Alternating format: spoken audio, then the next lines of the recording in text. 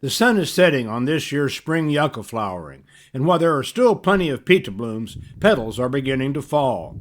Each year, South Texas yuccas begin blossoming in January, with peak flowering during late February and early March. This year's annual flourishing is spectacular, with impressive stands of pitas heralding early spring in unison with bountiful creamy white flowers.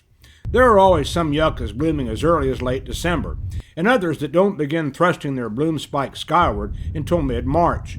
But that magical realm of peak flowering, from late February through early March, is perhaps the most enchanting time of year in southernmost Texas.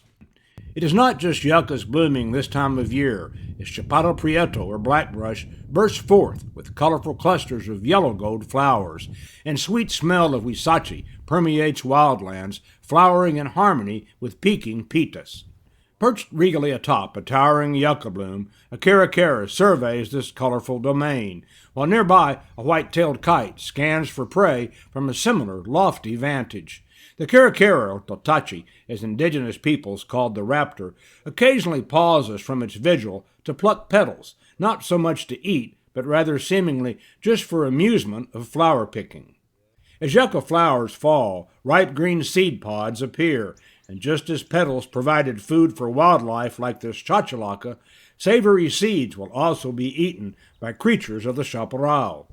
It takes approximately a month for yuccas to run their course, from bud's first appearance until rising to full flower and then fading. From sunrise through sunset, days pass quickly during this extraordinary flowering as pitas stretch skyward. Scattered yuccas adorn vast coastal grassland as sunset paints prairie sky pastels of fading pink. Sun slips beyond distant horizon, moon rises to light night, and day comes full circle in the land of the yucca. With your outdoor report, I'm Richard Moore.